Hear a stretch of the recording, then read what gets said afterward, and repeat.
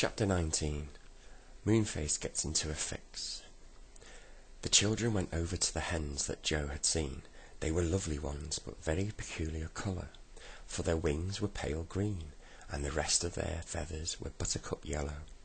They had a funny high voice, and were very friendly indeed, for they came to press themselves around the children's legs like cats. "Do you suppose Mother would like these hens of this colour?" said Joe doubtfully. "I don't see why not," said Bessie. "I think they are very pretty. The thing is, though, do they lay eggs?" One of the hens at once laid an egg. It was a large and quite ordinary colour. Bessie was pleased. "There you are," she said. "If they lay eggs as big as this one, Mother will be very pleased. How many hens are there?" 1, 2, 3, 4, 5, 6, 7. "I wonder how we could take them all." "Oh, they'll follow you," said Silky, "just like the clock follows me. Tell them that you want them, and they will come." We want you to come with us, hens," said Joe at once, and the 7 green-winged birds came over to him and lined up in a row to follow the children. It was really funny to see. "Well, that's our hens found," said Bessie, pleased. "Now for the goat and the spade." They wandered along looking at everything. It didn't matter what anyone wanted, they were sure to find it sooner or later. There were boats there were all kinds of dogs, there were shopping baskets, rings, toys, work baskets, and even such small things as thimbles. "It's the strangest land I've ever seen," said Joe. "We look pretty strange too," said Fanny, giggling, as she looked around and saw 7 hens and a big clock plodding along behind them. "Oh, look, there's a dearest, prettiest white goat over there I ever did see. Do let's take her." Sure enough, not far from where the lonely white nanny goat was with soft brown eyes and perky ears. She looked quite ordinary, except for the 2 blue spots on her tail. "Little white goat, come with us," cried Fanny, and the goat trotted up at once. It took its place behind the hens, but it didn't seem to like the clock, which bumped into it every now and again, just to tease it. "Don't do that, clock," said Silky. "I hope your clock won't be a nuisance," said Bessie. "It's not behaving like a grandfather, is it?" "It's a bit of a tease, I think." "Now the garden spade," said Joe, as he suddenly saw a fine, strong spade hanging up on a fence, with some other gardening tools. "What about this one, girls? This looks strong enough for Father, doesn't it?" He took it down and dug into the ground. It was a splendid spade. Joe put it over his shoulder, and the 4 of them grinned joyfully at each other. "We've got everything we want," said Joe.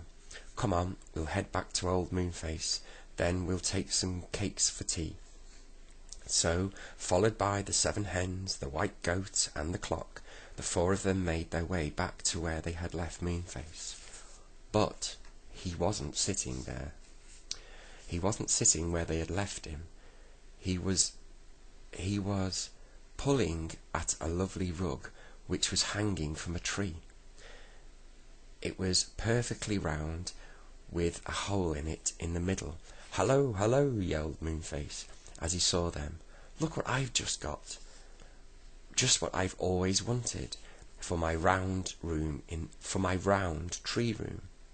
A round rug with a hole in the middle where the slippery slip begins. Fine. But Moonface, you said you would watch to see that the land of Take What You Want didn't go by the faraway tree. All right, didn't you? No, sorry. But Moonface, you said you'd watch to see the land of Take What You Want kept by the faraway tree. All right, didn't you?" said Silky anxiously. "Where is the hole that leads to the top of the tree?" "Oh, it's somewhere over there," said Moonface, draping the rug around him and staggering off.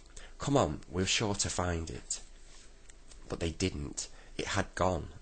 The land of Take What You Want had moved away from the faraway tree. Moonface, it's too bad of you, said Joe anxiously. You did promise. Moonface looked worried and pale. He hunted about for the hole, but there was no hole to be seen. He began to shake with fright. I've got you all into trouble, into a terrible fix, he said, with a trembling voice.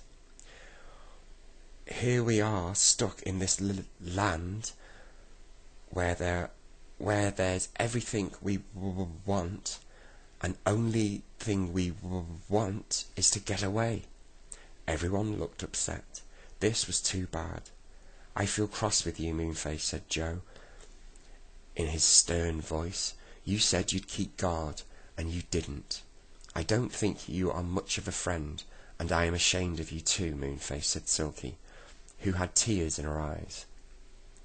We'll find someone to help us, said Moonface gloomily, and they all set off, followed by their hens, the goat, and the clock, which kept striking 4 o'clock. Nobody knew why. But now they found a very curious thing. There didn't seem to be anyone at all in the land of Take What You Want. All the gnomes and the pixies, the brownies and the elves had gone. They must have known the land was going to move off, said Moonface with a groan, and they all slipped down the ladder in time. Oh, why did I leave it?